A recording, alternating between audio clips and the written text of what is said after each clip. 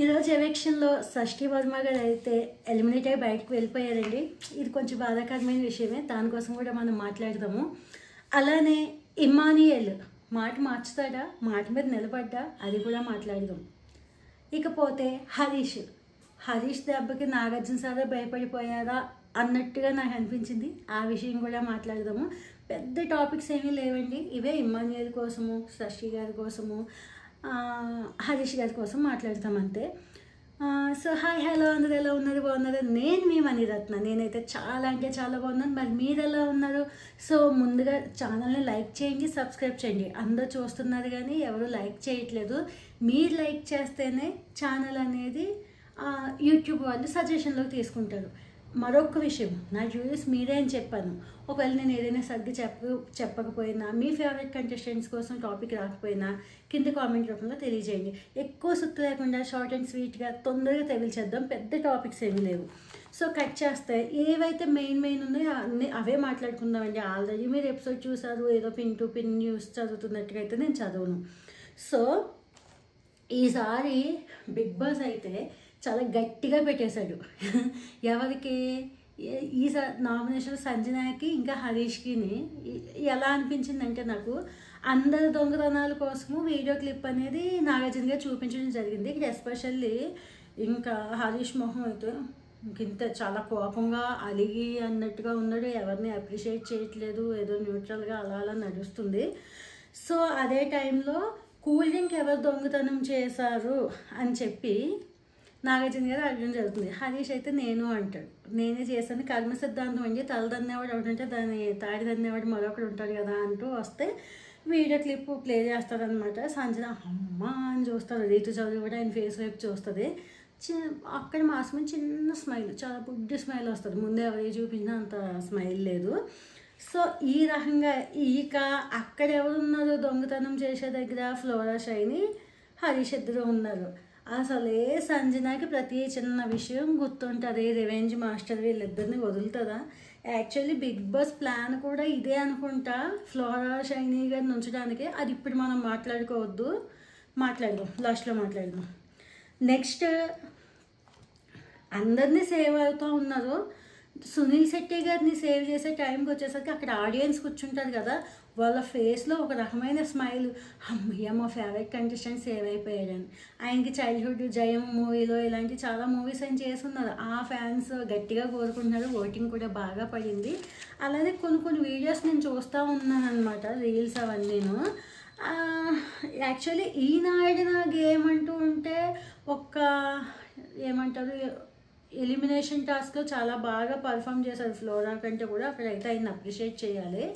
So మిగతా అంతా కూడా ఆయన అంత పర్ఫార్మెన్స్ లేకపోయినా సరే ఫ్యాన్ ఫాలోయింగ్ గట్టిగా ఉంది.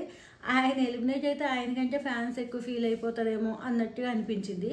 ఇప్పుడు మనం ఇంపార్టెంట్ టాపిక్ మాట్లాడుకుందామండి. ఆ ఇంపార్టెంట్ టాపిక్ ఏంటంటే, పెద్ద ఏం లేదు ఈ వీడియోలో రివ్యూ ఇవ్వడానికి అని చెప్పాను కదా.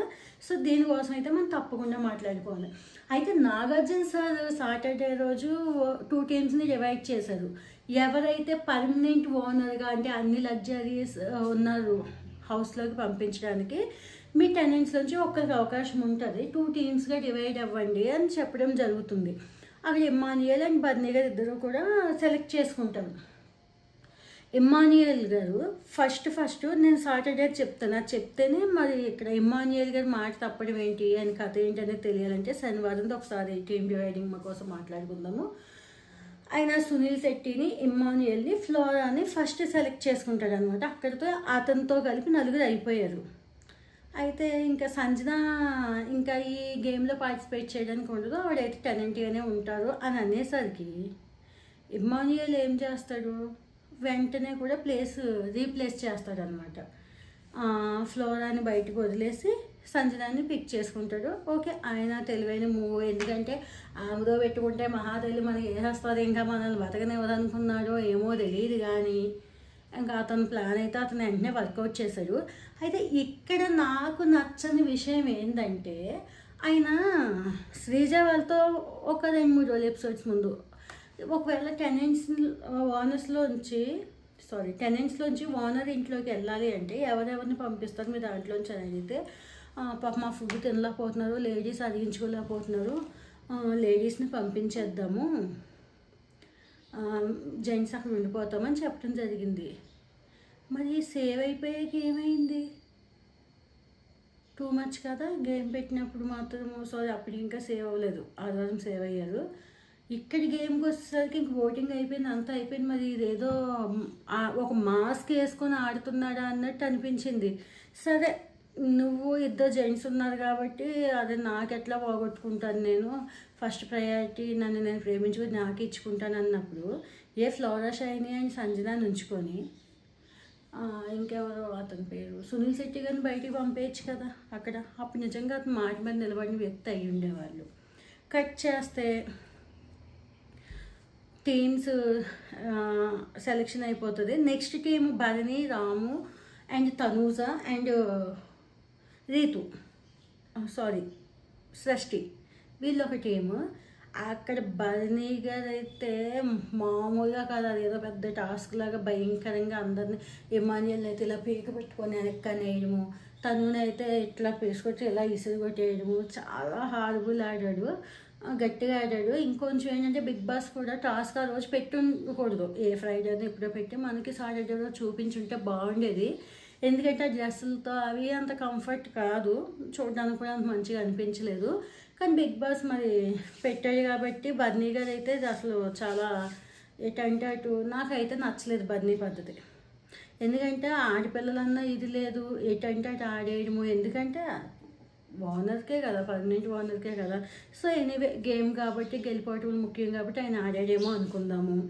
కట్ చేస్తే గేమ్ అయిపోయింది, విన్నింగ్ బర్నీ టీం అయిపోయింది. ఇక్కడ సునీల్ శెట్టి బాగానే ఆడాడు, సృష్టి కూడా ఎందుకంటే సృష్టి కోసం ఎందుకు చెప్తున్నా, ఆ అమ్మాయి కూడా బాగానే ఆడింది.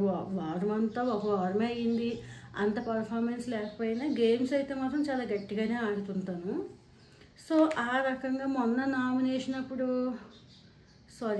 కెప్టెన్సీ అప్పుడు వచ్చినప్పుడు ఆమె సెలెక్ట్ అయినా ఏమంటారు బిగ్ బాస్ సంజన మేడం మీద ఉన్న ఎవరో సంజన అక్క ఎట్లయినా కెప్టెన్సీ చేయించాలి అని చెప్పి టాస్క్ ఎవరికి ఇచ్చారు, వీళ్ళకి ఇచ్చారు.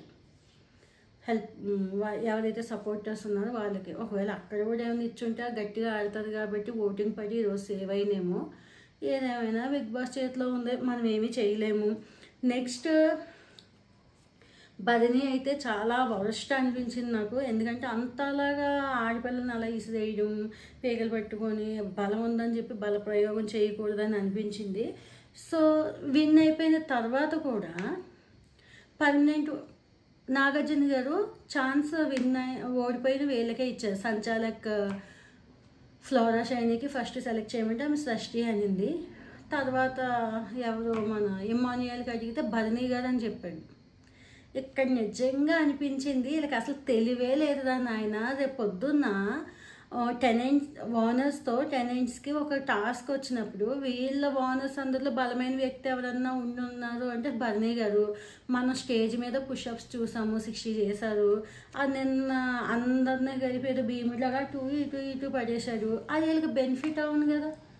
సో నిజంగా వీళ్ళు బుర్ర తక్కువ సెలబ్రిటీస్, వీళ్ళకి అసలు కొంచెం కూడా తెలివే లేదనిపించింది.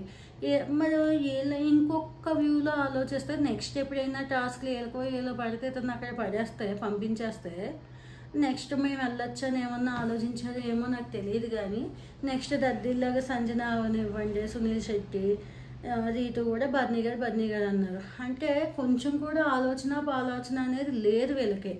అదే నెక్స్ట్ వాళ్ళకి మనకి పడితే ఉన్న బలమైన కంటెస్టెంట్ని అటు పంపేస్తే ఎలాగా అటు బలం ఎక్కువైపోద్ది అన్న ఆలోచన అయితే రాలేదు. ఏదేమైనా బిగ్ బాస్కి సెలబ్రిటీస్ అంటేనే ఫేవరేజం ఎక్కువ కాబట్టి మరి వాళ్ళు తగ్గట్టుగా ప్లాన్స్ డిజైన్ చేస్తాడేమో చూడాలి. ఎందుకు ఇలాగ అన్నానంటే సాటర్డే సండే అప్పుడు కూడా బాగా వాయింపు అయితే కామనర్స్కి ఎక్కువైపోయింది. వీళ్ళు చాలా తప్పులు చేశారు, తక్కువ మాట్లాడారు. అలా మాట్లాడటం కూడా మంచిది, ఎందుకంటే కామనర్స్ కొమ్ములు బాగా ఎక్కువైపోయినాయి కాబట్టి ఆ కొమ్ములు కట్ చేయడానికి కూడా ఆట షైన్ అవ్వాలి. మరీ ఎక్కువైపోయి కింద పడిపోతాడేమో అని చెప్పి బిగ్ బాస్ అలా చేసి ఉండొచ్చు. ఏదేమైనా వాళ్ళ మంచిగా బిగ్ బాస్ చేస్తాడని అనిపించింది. సో ఈ రకంగా పర్మనెంట్ ఓనర్గా అయితే బర్నీ గారు సెలెక్ట్ అవుతారు. సెలెక్ట్ అయిన తర్వాత ఇక్కడ కూడా బర్నీ గారు కూడా ఎందుకు అలా బొరలేదని నేను చెప్పడం జరిగిందంటే, మీకు అసిస్టెంట్గా ఒక వ్యక్తిని తీసుకోండి అంటే ఆయన తనూజని తీసుకోవడం జరుగుతుంది. ఆయనకి మంచి ఫుటేజ్ రావాలంటే అక్కడ ఉన్న వాళ్ళందరిలో మంచి కమేడియన్ ఎవరు, ఇమానియల్ తీసుకుంటే ఆయన కామెడీ చేస్తూ ఉంటే ఇతను కూడా బాగా బయటికి ఎలివేట్ అవుతాడు, ఓటింగ్ అనేది పెరుగుతుంది. నెక్స్ట్ ఈమె కూడా బాగా కనబడుతుంది, ఎవరు సంజన. వాళ్ళిద్దరిలో ఎవరిని సెలెక్ట్ చేసుకుందో అతనికి ప్లస్ అయ్యి ఉండేది. కాకపోతే నిన్న లైవ్లో చెప్పడం జరిగింది, నేను ఇమానియల్కి వీళ్ళకి పని ఆల్రెడీ ఎక్కువగానే ఉంది కదా, సో అందుకే నేను తనూజని తీసుకోవడం జరిగింది అని ఏదో సోది చెప్తాడు, సంజన చెప్తానని. ఆ మాట పోతే సునీల్ శెట్టికి పెద్ద పని ఏమీ లేదు కదా, ఏం లేదు, ఏదో అట్లా ఎన్ని మాస్కులన్నీ తీసి ఆడితే మనకి రియల్ గేమ్ కనిపిస్తుంది అని అనిపించింది. సో ఏదేమైనా ఈరోజు హిట్ ఫట్ కోసం మాట్లాడుకుంటే, ఫట్ అయితే ఆబ్వియస్లీ బన్నీనే, అతను ఆటలాడే తీరు నాకు నచ్చలేదు. అలాగే ఫట్లో మరొక వ్యక్తి ఇమానియల్ మాట మార్చాడు. ఎందుకంటే ఏదో ముందు ఒక మాట తర్వాత ఒక మాట మీద ఎప్పుడో ఓటింగ్ కోసము మోసపోవడానికి మనం వాళ్ళకంటే మేధావులం కదా, వాళ్ళు మోసం చేస్తే మనం మోసపోతామో మనకు తెలుసు. ఎంత ఫేవరెట్ ప్యాకెటే బామ్మద్ది, ఆయన మనకి ఎంత ఫేవరెట్ అయినా జెన్యున్ మనం చూస్తాం కదా. నెక్స్ట్ సెలబ్రిటీస్ కూడా ఫట్ అనే చెప్పాలి, ఎందుకంటే వాళ్ళకి అసలు కొంచెం కూడా బుర్రలేదు, ఎట్లా గేమ్ స్ట్రాటజీస్ అవి తెలియట్లేదు. మరి ఇంకేమైనా షైన్ అవుతుందేమో చూడాలి. హిట్ వచ్చేసరికి అసలైన టాపిక్ మనం మాట్లాడుకోవడం మర్చిపోయాము, హిట్ కోసం నేను తర్వాత చెప్తాను. సృష్టి వర్మ గారు అయితే ఎవిక్షన్ అయిపోయి బయటికి వెళ్ళిపోయారు, అంటే ఎలిమినేట్ అయిపోయారు. అయితే ఇక్కడ లీస్ట్లో ఫ్లోరా షైనీ గారు కూడా ఉన్నారు. ఓకే, మరి ఫ్లోరా షైనీని ఎందుకు ఎలిమినేట్ చేయలేదు? సృష్టి గేమ్ కూడా చాలా బాగా ఆడుతుంది, చాలా స్ట్రాంగ్ పర్సన్, లేడీస్లో కూడా ఒక స్ట్రాంగ్ పర్సన్ ఉంటే బాగుంటుంది. మరి ఆ పర్సన్ ఎందుకు? ఎందుకంటే బిగ్ బాస్ కూడా ఓటింగ్ తక్కువైనా కొన్ని దగ్గరలో ఉన్నారు, ఫ్లోరా కానీ పంపించేయచ్చు.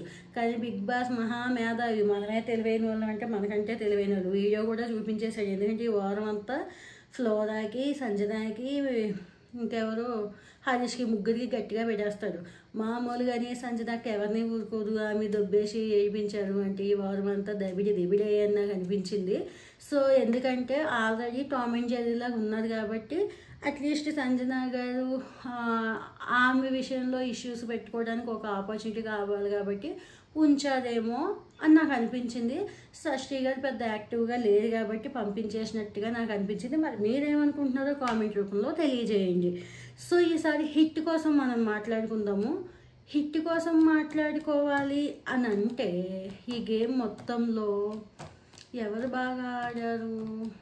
హిట్ అనుకుంటే నాగార్జున గారనే అనుకోవాలి, ఎందుకంటే ఆయన చాలా హ్యాపీగా మంచిగా నవ్వుకుంటూ సరదాగా వెళ్ళిపోయారు.